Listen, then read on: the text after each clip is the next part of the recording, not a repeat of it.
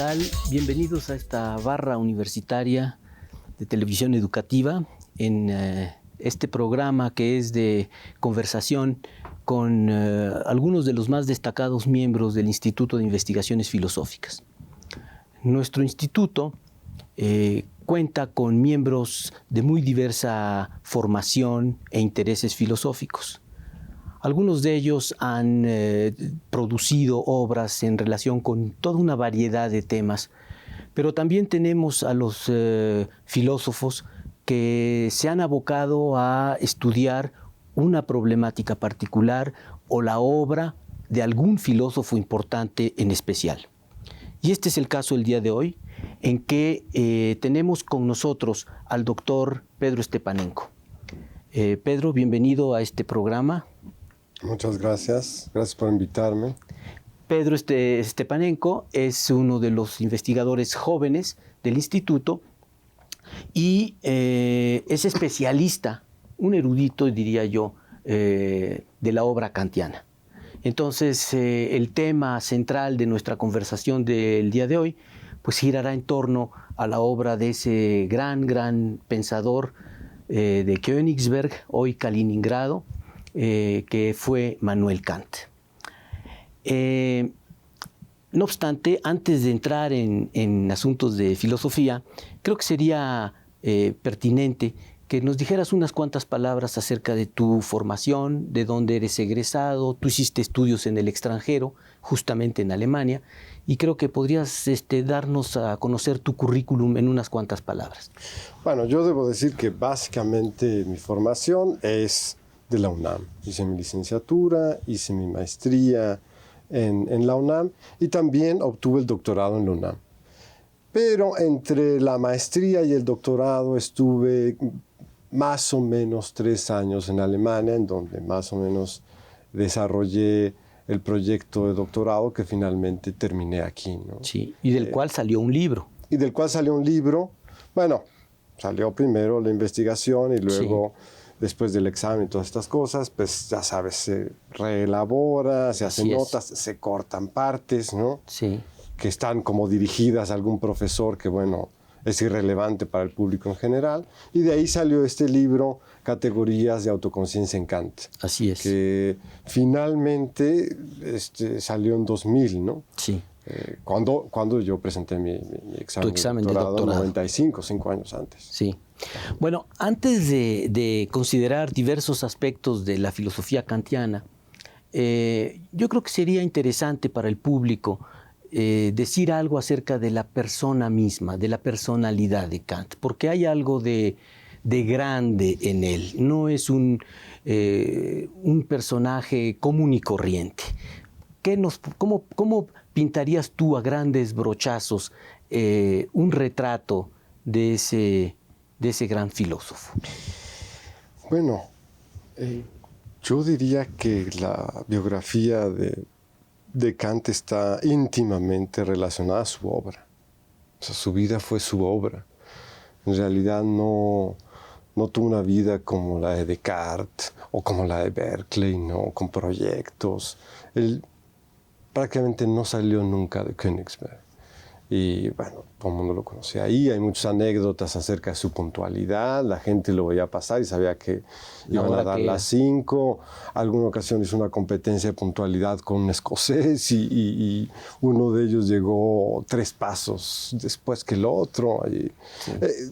En ese sentido, creo que es poco rico lo que le sucedió para contarse. No es muy interesante su vida. Estuvo plenamente entregado a su trabajo. A su trabajo. Ahora, es notable en el caso de Kant que sus principales obras las escribe ya cerca de los 50 años, a diferencia de muchos otros autores como Berkeley, ¿no? Que a los 30 y tantos pues ya habían concluido sus principales trabajos. No. Ese es un punto interesante porque habla de una evolución en su pensamiento. Sí. ¿Podemos distinguir fases de su desarrollo o es un desarrollo lineal, o él y se mueve primero en una dirección, repiensa las cosas y luego se mueve en otra hasta que descubre la filosofía crítica. ¿Cuántas fases, digamos, podemos contar en la filosofía kantiana? Todo en la filosofía de Kant, eso hay que decirlo, es polémico. Unos dirán que una cosa, otros dirán que otros. Yo pienso que hay una dirección, sí, que él viene claramente de la tradición, digamos, continental, que era la escuela wolfiana, leibniziana, sí, ¿no? Racionalista, heredera de la concepción cartesiana, vinculada también con Spinoza. Y sí, él recibe mucha influencia del empirismo. Y a partir de esa influencia del empirismo, él empieza a ver cómo revolucionar y hacer una especie de síntesis entre racionalismo y empirismo. Digamos, esta es la manera tradicional de presentar a Kant, ¿no? Pero en su obra, digamos que habría una obra precrítica, claro, y luego ya la obra crítica, claro, propiamente hablando. Claro. Digamos, habría dos grandes fases. Sí. Hasta 1770, que es cuando hace su disertación, que es lo que antes se hacía como habilitación, sí, para poder ser profesor. Sí. Hasta 1770 mantiene una posición precrítica, ¿no? En donde es posible conocer las cosas tal como son en sí mismas mediante conceptos de la razón.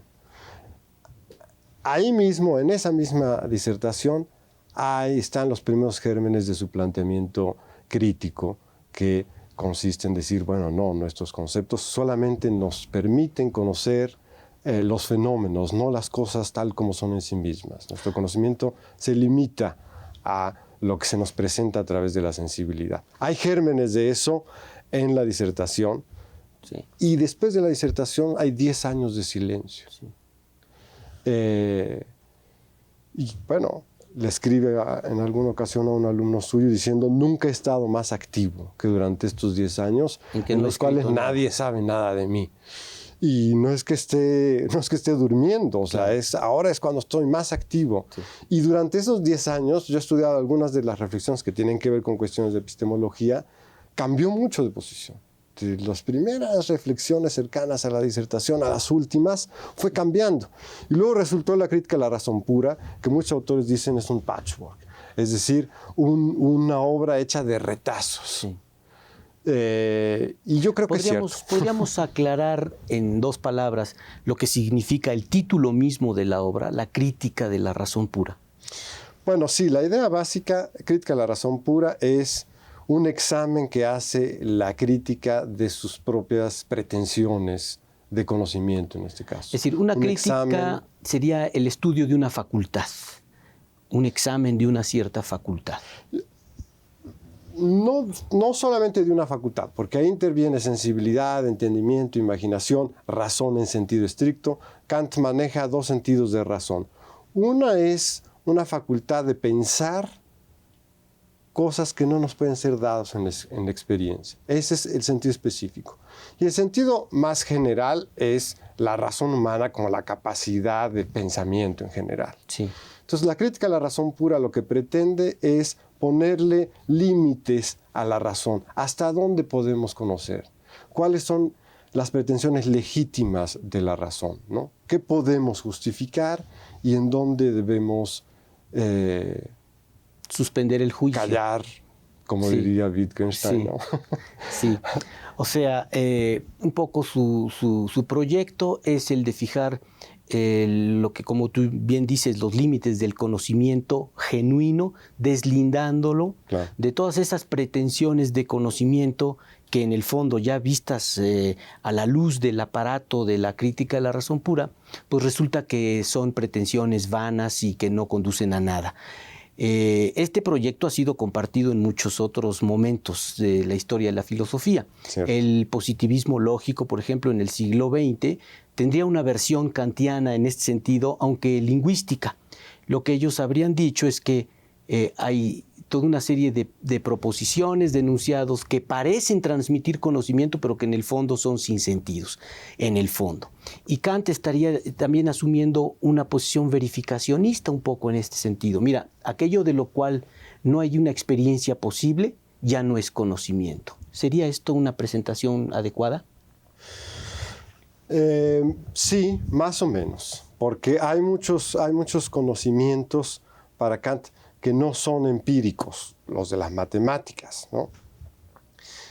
Sin embargo, tienen una relación muy especial con la experiencia, con la posibilidad de la experiencia. Los conocimientos matemáticos están centrados en dos formas de la sensibilidad, espacio y tiempo. Y esas dos formas, dice Kant, las tenemos, no las aprendemos de la experiencia, las desarrollamos a través de la experiencia.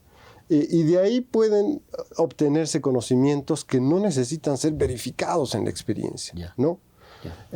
Son universales y necesarios, pero son conocimientos porque esas intuiciones que nos permiten crear esos conocimientos son formas del conocimiento de objetos. Entonces, digamos, recurriendo a una imagen que se utiliza mucho, el planteamiento es como si estuviéramos viendo el mundo a través de una ventana y pudiéramos tener conocimientos de las formas que podemos dibujar en esa ventana, ¿no? ¿Está bien? Esa es una imagen popular para difundir.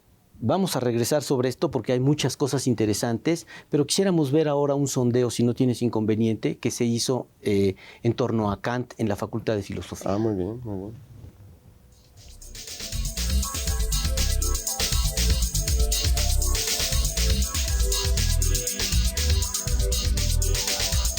¿Nos podría decir por qué Kant es tan importante como filósofo? Porque Kant dice que la pereza es el peor enemigo de la humanidad y creo que eso es una gran verdad. Por un lado, tenemos una propuesta epistemológica que no se había dado, que es ver lo que el sujeto aporta en el conocimiento. Por otro lado, tenemos un aspecto que va a distinguir de la ética. La ética, digamos, que sería el actuar bien, el actuar para las instituciones más justas con y para con los otros, esto es Aristóteles, y la moral deóntica, que es la moral obligatoria. Sin la ética no hubiera nacido la moral deóntica, sola no sirve, pero son tres principios: el de solidaridad humana, el de considerar al otro como un fin, el diálogo, y el de que mi actuación sea universalizable, sea justificada. Creo que estos tres principios son inviolables. Por último, es absolutamente contemporáneo porque en la crítica del juicio manifiesta el nuevo método, que es el método de ver las realidades holística o sistémicamente y de ver el juicio teleológico, es decir, el juicio por finalidades. Sin Kant no habría filosofía moderna, tampoco habría paradigmas modernos.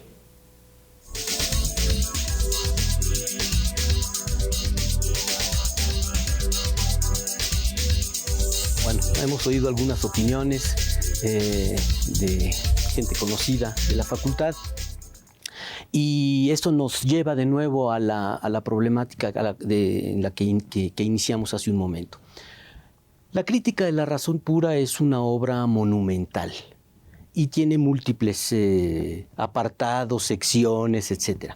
Y una de esas muy importantes, la primera, la estética trascendental, que es un estudio sobre las condiciones del conocimiento empírico. Yo tengo dudas y a mí me gustaría que tú me las resolvieras en la medida de lo posible. Una primera pregunta sencilla. A mí me parece que en los estudios sobre Kant ha habido un gran descuido de su relación con Newton. Yo creo que muchas de las cosas que él dice en la estética trascendental respecto al espacio y el tiempo se pueden entender mejor si se les ve a través del prisma, digamos, de una discusión implícita con la idea newtoniana de tiempo absoluto y de espacio absoluto. ¿Estarías tú de acuerdo con esta lectura? Sí, no, por supuesto. O sea, finalmente para él el paradigma de la ciencia era la mecánica de Newton. Pero no se menciona mucho en los estudios sobre Kant. No, sí, bueno, Quizá no es de lo que más se difunda, pero de hecho Streckmüller tiene una reconstrucción de la estética de Kant a partir de la física de Newton. No, por supuesto que son muy importantes. Y ahí está la discusión, ¿te acuerdas?, entre Leibniz y Clarke, ¿no? Sí. Que finalmente es el que adopta la posición de Newton, ¿no? De que el espacio es absoluto por un lado y Leibniz el espacio es relativo, ¿no? Relacional, digamos. Relacional. ¿No? Y él, digamos que adopta una posición intermedia. Por supuesto que defiende el concepto de espacio absoluto, pero lo que niega es que el espacio sea algo que existe independientemente de nuestra facultad de pensar. Sí. Es un absoluto para el que piensa, no es un absoluto de las cosas en sí mismas, ¿no? Esa es, digamos, la diferencia respecto a Newton, pero por supuesto que conserva la idea de espacio absoluto. Sí, Newton muy probablemente diría que está haciendo un uso espurio de su noción de tiempo absoluto y de espacio absoluto, ¿no? No habría estado de acuerdo con esta, que podríamos quizá calificar como subjetivización del espacio y el tiempo, ¿no?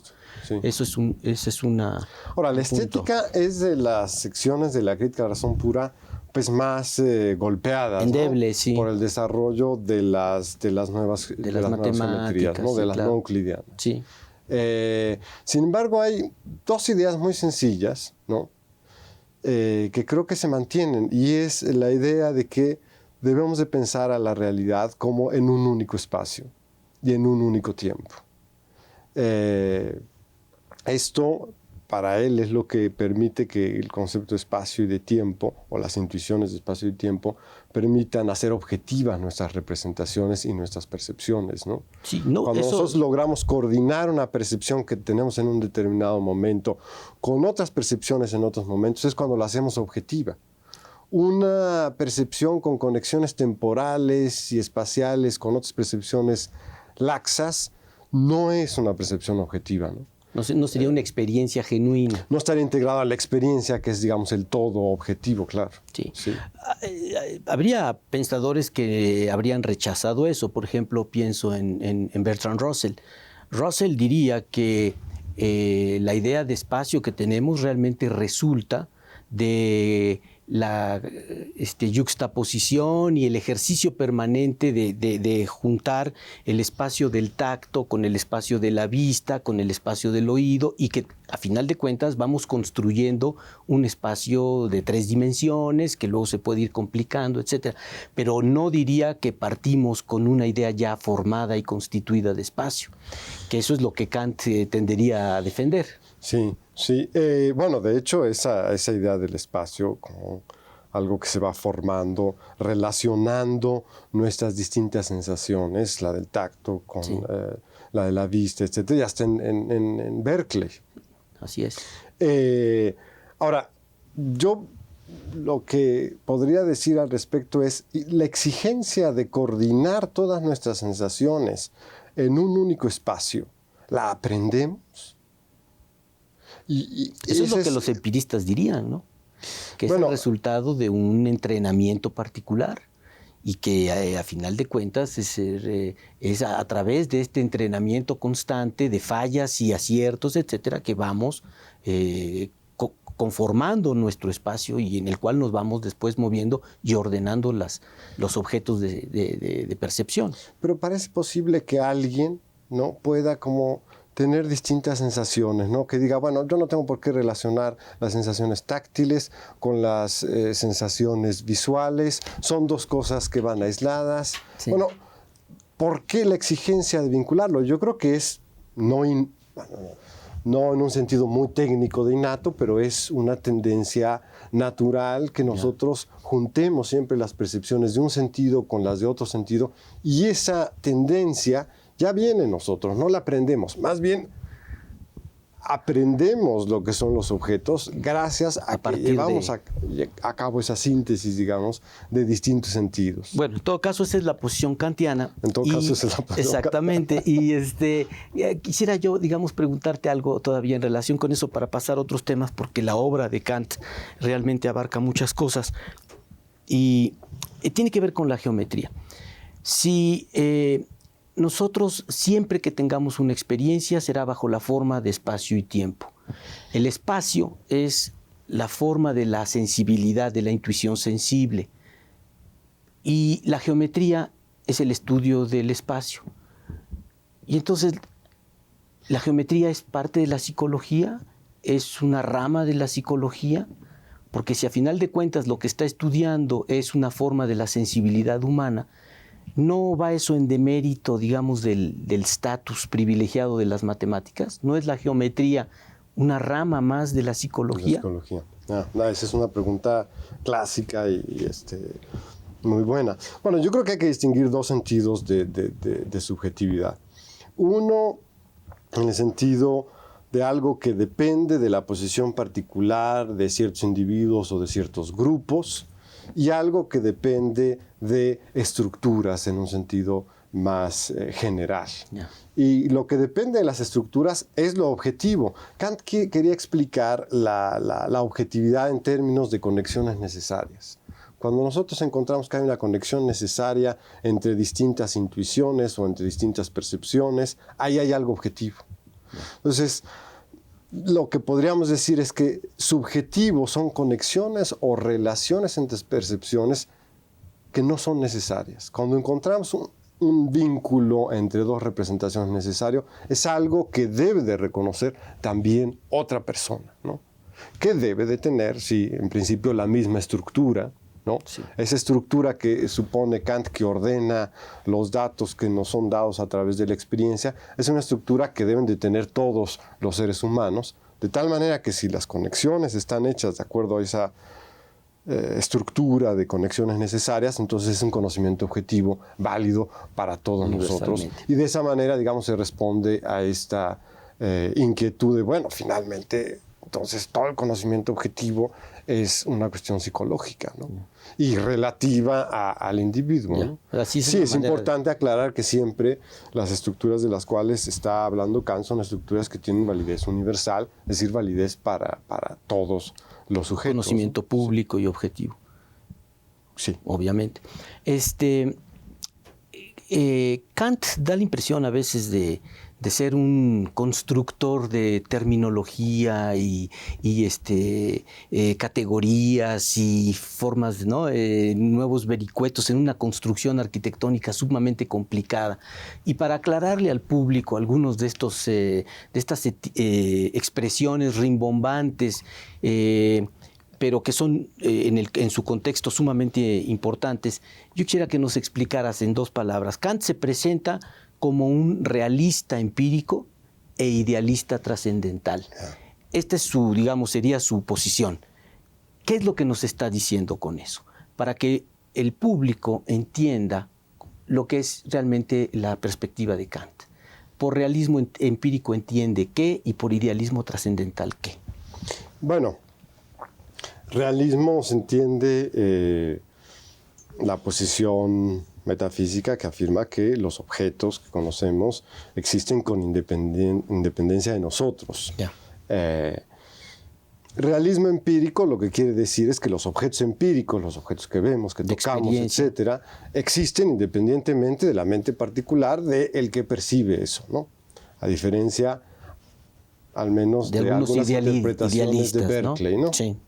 Berkeley sería un idealista empírico. Ahora, idealismo trascendental quiere decir que las estructuras que nos permiten armar todo el material de la experiencia, esas sí no tienen una existencia independientemente del sujeto. Si se pueden combinar estas dos cosas o no, ya eso es algo que ha generado muchas discusiones, ¿no? Pero digamos que Kant lo que estaría diciendo es que los objetos que observamos y con los cuales nos topamos en la experiencia, por supuesto que existen independientemente de la mente y de las mentes, digamos, de cada individuo particular, pero que esas estructuras que nos permiten hablar de esos objetos son relativas a la naturaleza humana. Sí. Sí, esa es la idea. Hay quien sostendría que la parte más original quizá de la crítica, de esa obra monumental que es la crítica de la razón pura, es quizá la deducción trascendental de las categorías, ¿no? Sí. Hay quien sostiene eso, según entiendo. ¿Cuál es el programa? ¿Nos podrías decir en 2 palabras? ¿Cuál es el proyecto? ¿Por qué Kant se ve obligado a hacer una deducción trascendental, una justificación de las categorías del entendimiento y cómo lo logra, digamos? Sí. En 2 palabras, sin entrar en detalles. Sí. Bueno, en primer lugar habría que explicar qué son las categorías. Las categorías, digamos, son los conceptos más básicos que nos permiten hablar de objetos, ¿no? Es lo que nos permite hacer de todas las sensaciones que recibimos Objetos pensables. Sí, cosas a las cuales nos podemos referir objetivamente, como el de sustancia, como de causa, como de grado. Digamos, son los conceptos más básicos que nos permiten hablar de objetos, ¿no? Propiedades, sustancia, causa, efecto. Relaciones. Relaciones de grado, de interacción entre 2 cosas. Estos conceptos más básicos, dice él, no los obtenemos de la experiencia. Entonces, claro, la pregunta que él se hace, y esto es la segunda cosa que lo despertó del sueño dogmático, la pregunta que él se hace es, bueno, si no provienen de la experiencia, ¿qué es lo que nos justifica su aplicación a la experiencia? Porque un concepto empírico que obtenemos de la experiencia, un concepto que obtenemos por inducción, bueno, pues proviene de observaciones que hemos hecho y entonces, bueno, esa es la justificación que tenemos para usarlo y volver a reconocer un determinado objeto. Pero si estamos diciendo que los conceptos más básicos que nos permiten hablar de objetos no los obtenemos por inducción, sino que es el aporte del sujeto al conocimiento, sí. Entonces tenemos que mostrar por qué es necesario que aplicamos esos conceptos a esos datos, ¿no? Podría ser, dice él, y esa es la hipótesis, digamos, que él trata de excluir, podría ser que nuestras sensaciones se comportaran de una manera totalmente ajena a esos conceptos que nosotros traemos, ¿no? Que no respondieran a las conexiones, a la regularidad que esos conceptos exigen, ¿no? Sí. Bueno, vamos a retomar esto y en un momento retomamos la conversación, vamos a una pausa breve y regresamos. Okay.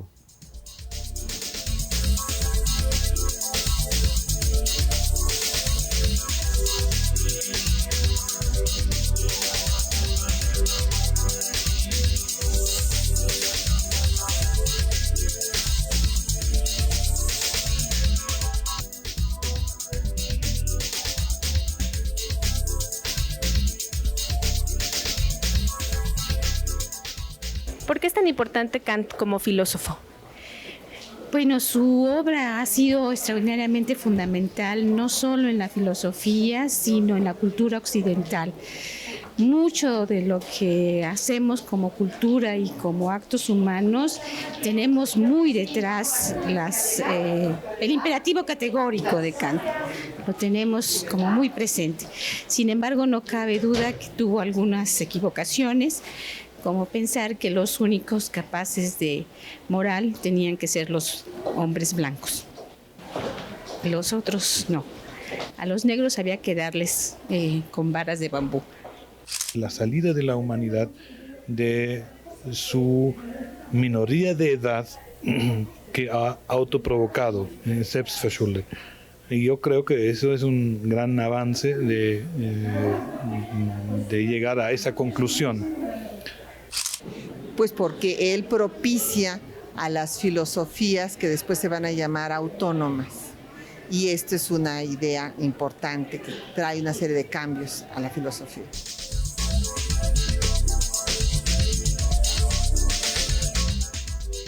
Las opiniones respecto a Kant son de lo más heterogéneo que puede haber. Es variado. En particular me llamó la atención la opinión respecto al trato de los negros que yo desconocía en Kant, pero bueno. Sí, yo tampoco recuerdo que los excluyera así de moral. Ahora, sí, a veces tenía observaciones, pero sobre todo muy curiosas. Por ejemplo, de las mujeres dice que no tiene muy desarrollado el sentido de la abstracción y que por eso se fijan mucho en si a alguien se le cayó un botón. Los detallitos. O si tiene un diente medio chueco. Sí. Sí, tiene observaciones muy curiosas. Esas observaciones, fíjate, Kant yo creo que en su vida cotidiana era un hombre que pues, igual tenía muchos prejuicios. Y en varios libros yo creo que están reflejados esos. En antropología es uno de ellos, otro es el del sentimiento de lo bello y lo sublime. Hay observaciones que reflejan claramente que él era un hombre del siglo XVIII. Pero era también... Y lo que es increíble es contrastar ese tipo de opiniones con sus grandes pensamientos. Ahí es donde dices cómo el señor podía viajar a una universalidad totalmente fuera de esa serie de observaciones de viejito del siglo XVIII. Bueno, es que aparte de que, llegó un momento en que era viejito, antes no lo fue, y cuando no lo fue, era un bon vivant, ¿no? A él le gustaba tener sus buenas comidas con sus amigos y seguía principios muy estrictos, eso sí, de nunca menos de 2 invitados para que la conversación no sea demasiado íntima, nunca más de 7 para que no se vuelva un caos y un relajo. Entonces hacía hasta para las fiestas era organizado. Sí, ¿no? Sí.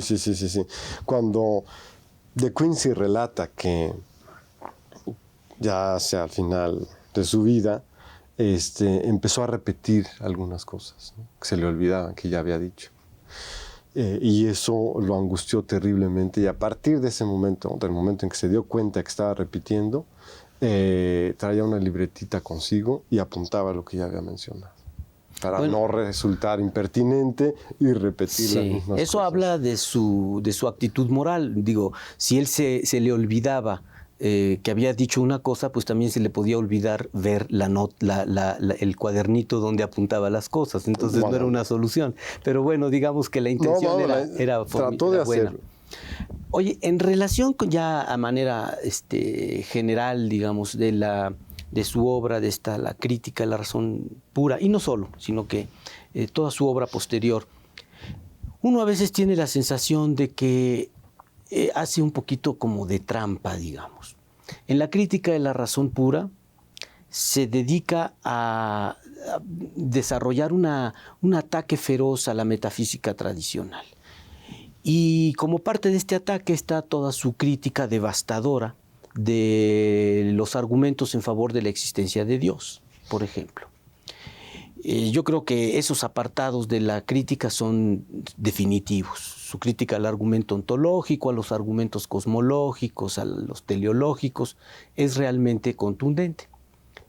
Pero luego se las arregla para volver a introducir la creencia en Dios, nada más que ya no por el lado de la razón especulativa, sino por el lado de la razón práctica.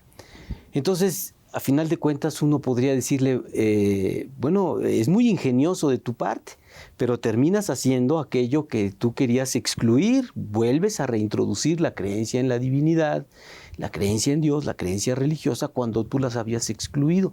¿Para qué tanto rodeo y por qué no mejor una defensa abierta de eso, ¿no? Ya.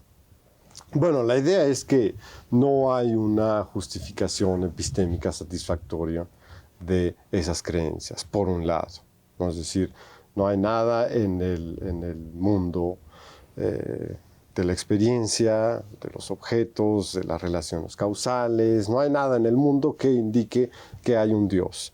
Y sin embargo, nosotros tenemos esa idea. Y también pensamos que somos libres y que somos responsables de nuestras acciones, ¿no? A pesar de que, bueno, muchas explicaciones pueden decir que todas nuestras acciones están causadas por determinados sucesos y que por lo tanto no somos responsables. Entonces, el hacer una división entre razón teórica por un lado y razón práctica por otro lado, lo que está tratando de hacer es, por un lado, decir, bueno, cuando se trata de explicar fenómenos, ¿no?, se requieren determinado tipo de justificaciones, ¿no? Me tienes que explicar cuáles son las causas de determinado fenómeno, etc. Pero cuando estamos en el ámbito de la responsabilidad, ¿no?, en el ámbito de la libertad, que es en donde la creencia en Dios juega un papel legítimo, ahí debemos de pensar de acuerdo a otro tipo de justificaciones, ¿no? Pero entonces tú dirías que no hay una reintroducción de Dios, digamos. Bueno, Kant en realidad lo que hace de alguna manera, él es una especie como de pacifista, creo yo. Entonces lo que él trata de hacer es como ubicar los distintos discursos, ¿no? Y mostrar que hay barreras y que si estamos hablando de responsabilidad y de libertad y de Dios, estamos hablando de un ámbito de cosas que no hay que mezclar con las causas y con las fuerzas naturales, y que ambos discursos son legítimos, ¿no?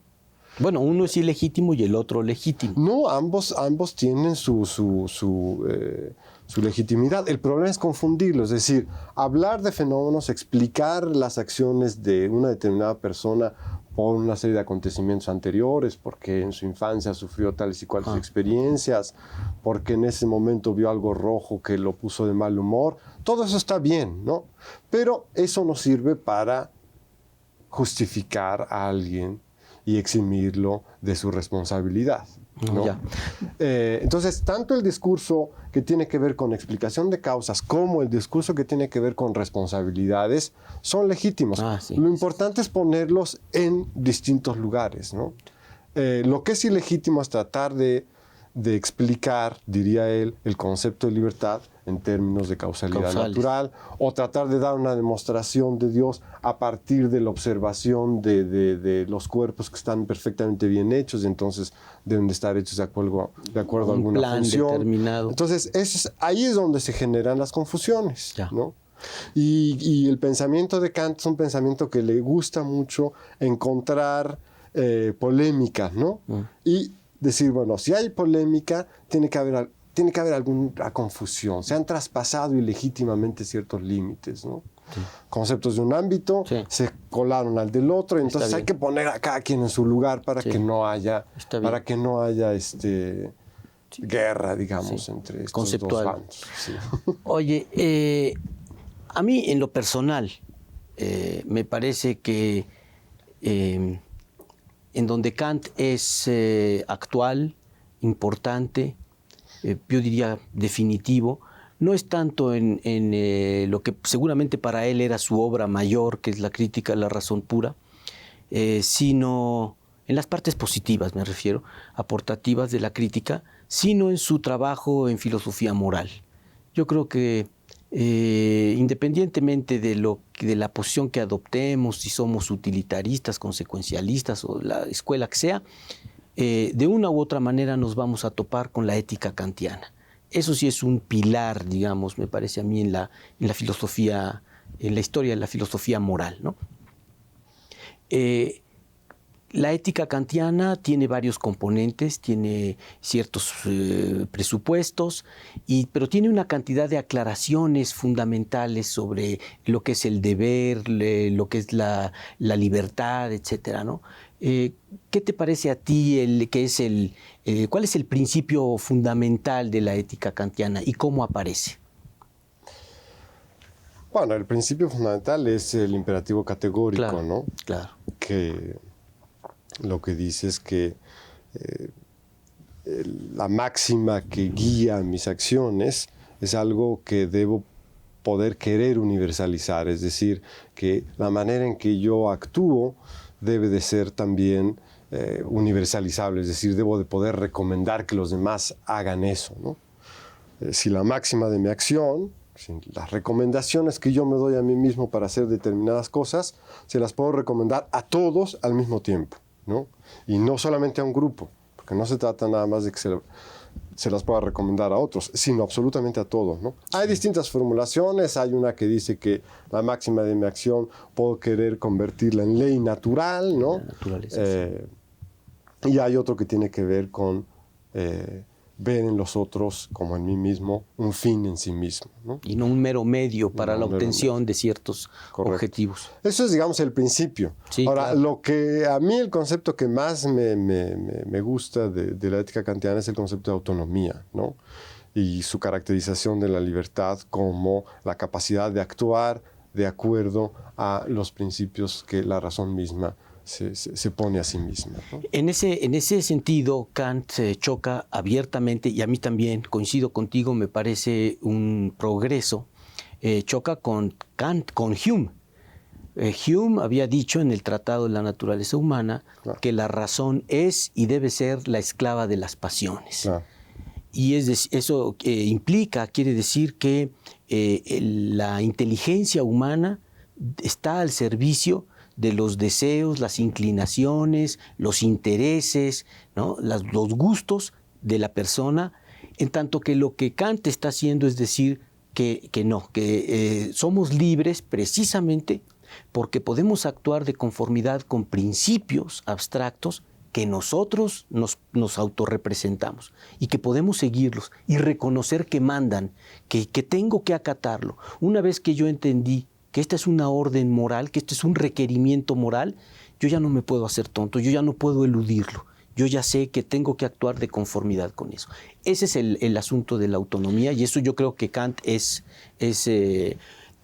fantástico realmente y un progreso, ¿no? Sí, aunque yo respecto a la ética kantiana veo que es muy optimista, muy optimista, ¿no? Yo ahí dudaría que realmente así operamos o podemos operar. Es demasiado optimista, es decir, creo que sí, efectivamente, en la mayoría de nuestras acciones respondemos a intereses, ¿no? Y muchas veces esos intereses no los hemos formulado nosotros, ¿no? Muchas veces en nuestras vidas nos cuesta, de hecho, mucho trabajo darnos cuenta con el tiempo que estamos respondiendo a determinados intereses que no reconocemos. Pero tú y en medio de todo esto, hablar de una autonomía... Bueno, pero a ver, y de la universalización de la universidad. Ahora yo voy a ir en contra de Kant. Sí, la universalización, el principio de universalización de ciertas máximas, es decir, el que se pueda universalizar. De acuerdo a muchos análisis no funciona. Hace poco me decía un amigo, es que imagínate que una de las reglas fuera la de la cortesía, ¿no? Por ejemplo, dejar pasar primero al otro. Sí. Entonces, si universalizas el otro lo deja pasar, nadie pasa. Entonces nadie pasa. Sí. Bueno, y así, hay muchos autores que se han dedicado a buscar ejemplos chistosos que, que muestran que no funciona ese principio de universalización.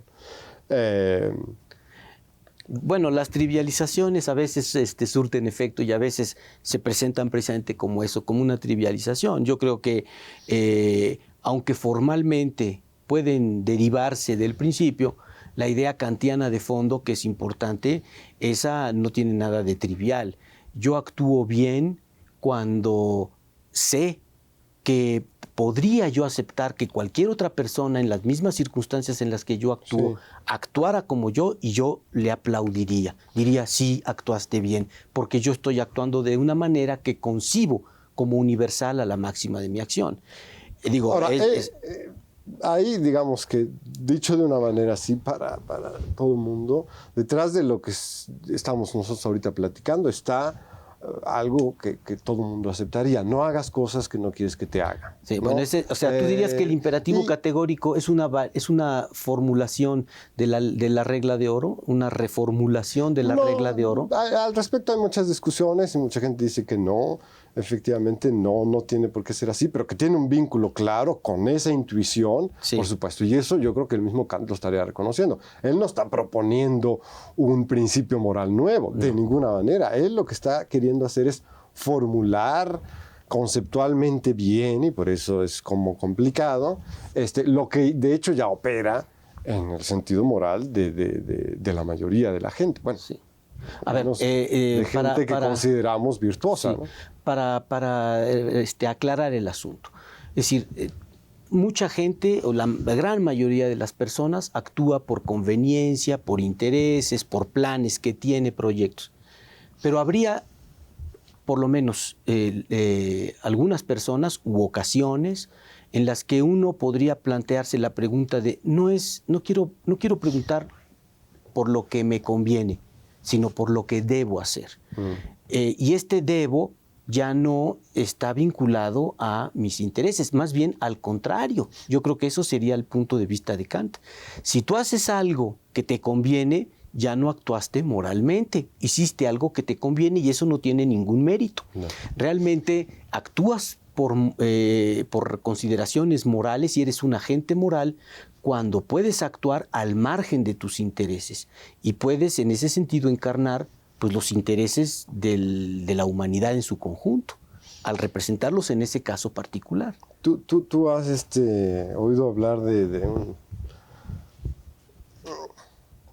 un caso que presenta Schopenhauer que habla en contra, digamos, de esta idea del valor moral como alguien que piensa si es universalizable la regla de acuerdo a la cual está actuando. Les imaginen ustedes que hay dos hermanos, ¿no? Sí. Que se enamoran de X y de Y, y ambas señoras los traicionan, se casan con ellas, los traicionan, tienen amantes, y los dos, que tienen más o menos un carácter parecido, tienen más o menos la misma educación, etcétera, deciden matar a sus mujeres, ¿no?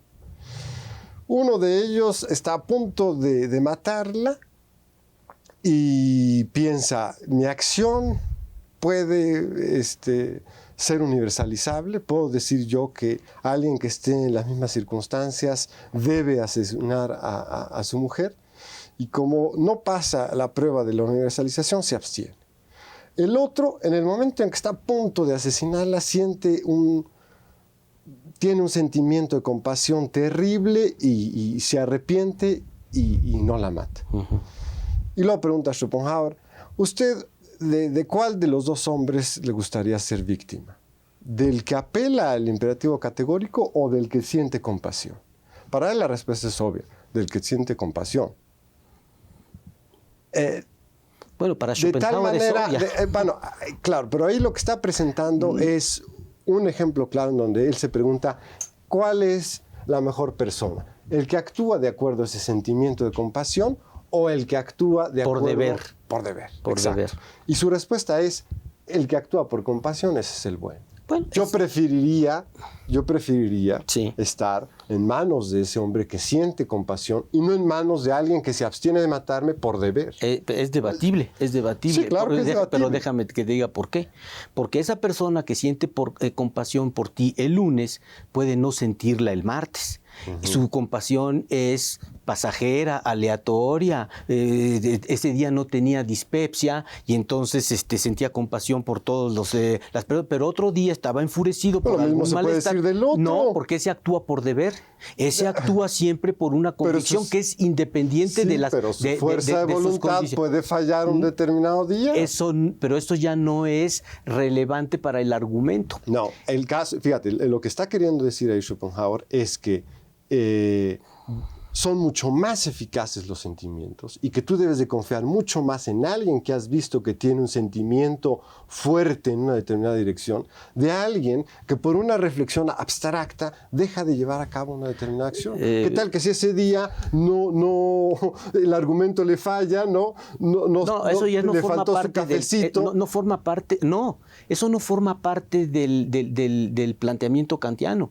El que actúa por deber no actúa dependiendo de si tomó café o no tomó café, actúa por deber. Sí. En cambio, es el otro el que está sometido a esta clase de contingencias. Yo creo que Schopenhauer, una vez más, se autorrefuta. Digo, en este caso, pero no. Ahora déjame que llame la atención, porque nos queda poco tiempo, sobre algo que tú dijiste. A mí me llama la atención, dime si estoy equivocado, una cierta contradicción tuya. Tú empezaste diciendo, cuando empezamos a abordar lo de la ética, que te gustaba mucho la idea de libertad y de la autonomía de la voluntad, precisamente. Pues sí. Y lo que hiciste fue terminar criticando a Kant precisamente en ese punto. No, bueno, ahí debo de reconocer que la ética kantiana no es algo con lo cual particularmente yo me identifique. El concepto de autonomía me gusta mucho, pero sobre todo cuando se acerca a las cuestiones que tienen que ver con razón teórica. Ahí dirás que también me voy a contradecir. Bueno, si no lo digo yo, quizá lo diga alguien del público, sí, pero bueno. Porque hace rato yo decía que Kant lo que hace es poner las cosas en su lugar. Sí. No, lo que a mí me gusta es esa idea según la cual, bueno, uno es libre y uno tiene que buscarse a sí mismo.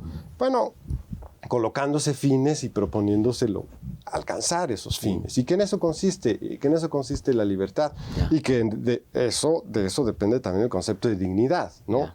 La dignidad de una persona depende de su capacidad de ponerse fines y de luchar por esos fines, y el derecho de tener esos fines. Esa idea a mí me parece excelente. Ahora, todo el análisis que hace del deber como contrapuesto a las pasiones y todo ese asunto es algo que a mí yo no me trago tan fácilmente. Y la universalización de nuestras acciones, yo tampoco me lo trago tan fácilmente. Yo creo que, bueno, es algo en todo caso que no he pensado mucho. Es un bocado grande, es un bocado grande. Es un bocado muy grande y que tiene muchos lados flacos. Sí. Mira, nos quedan un par de minutos. ¿Qué evaluación general podrías hacer? ¿Cuál es el puesto de Kant realmente en la historia de la filosofía? ¿Es alguien superado? ¿Es como digo yo a veces, un mueble más en el Museo de las Ideas? ¿O es alguien que ha dado lugar a controversias en la actualidad? ¿Hay un kantismo viviente, por así decirlo? ¿Un neocantismo? ¿O estudiar a Kant es hacer una excursión al pasado y al mundo de las ideas? ¿Qué opinas tú? ¿Cómo lo ves? Bueno, no, yo creo que es definitivamente actual. Ahora, se puede estudiar a Kant de muy distintas maneras, como se puede estudiar cualquier otro autor de esas dos maneras. Uno, queriendo saber simplemente qué dijo y cuál era el contexto en el cual lo dijo, y otro, preguntándose si sigue siendo válido para nosotros eso que dijo. Y gran parte de la actualidad de Kant consiste en que realmente da soluciones muy distintas a los mismos problemas. Kemp Smith decía eso, el gran genio... Kemp Smith es el gran traductor al inglés de Correcto, Kant, perdón. Correcto. Sí. Bueno, lo que él decía es que el gran genio de Kant había sido vislumbrar distintas soluciones a un determinado problema y no sacrificar ninguno de ellos por privilegiar el otro, pensando que eventualmente sus discípulos lograrían hacer una cosa coherente de todo eso, ¿no? Muchos años de interpretación han mostrado que pues, es difícil encontrar una interpretación canónica de Kant, desde luego. y que realmente parte de la razón por la cual Kant sigue vivo es porque presentó distintas alternativas, distintas soluciones a los mismos problemas. Y hoy se siguen discutiendo, es la prueba de su actualidad. Para terminar, dinos, ¿qué futuro tiene la filosofía kantiana o el kantismo en México? ¿Hay estudios serios? ¿Hay una escuela? ¿Hay algún nutrido grupo de estudiantes o investigadores trabajando en la obra de Kant y tratando de desarrollarla o de difundirla? Sí. No, yo creo que hay mucha gente que trabaja muy seriamente en Kant. En la Metropolitana está Dulce María Granja, está Gustavo Leiva, en la UNAM, Carlos Pérez ha trabajado mucho sobre Kant, está también Efraín Lazos, está Fabiola Rivera, que precisamente trabaja cuestiones de ética en Kant, que está en el instituto también. ¿Quién me queda por nombrar? Hay mucha gente. Yo creo que si no hay una escuela, no hay una línea, no hay alguien que podríamos decir que es el intérprete que los demás siguen, pero hay mucha gente que se ha acercado a la obra de Kant. ¿Y cómo es que, si vale para terminarle esta pregunta, cómo es posible que en el 2004, en el que cumplimos 200 años, ¿no?, de la muerte de Kant, haya habido tan pocos eventos en torno a su filosofía y a su pensamiento en México? Bueno, hubo en la UNAM hubo un ciclo de estos, ¿cómo le llaman? Cátedras, ¿no? Que, bueno, ahí expusieron casi todos los que se dedican a Kant. En antropología ahora, en octubre, va a haber otro. Yo acabo de participar en Bogotá en otro. Ha habido muchos, yo creo, no nada más en México. Pero tal vez no haya habido tantos como uno quisiera. ¿Y por qué? Hay una razón muy sencilla. Porque cotidianamente se estudia demasiado a Kant. No es necesario hacer coloquios ni congresos, nada. con el simple, las clases diarias, con eso ya es suficiente. Cumplimos. Sí. Bueno, pues nosotros cumplimos aquí ya. Muchísimas gracias, Bueno, Pedro. muchas gracias a ti, Espero Alejandro. que la conversación haya sido del agrado de nuestro público, como lo fue de nosotros. Muchas gracias. Hasta luego.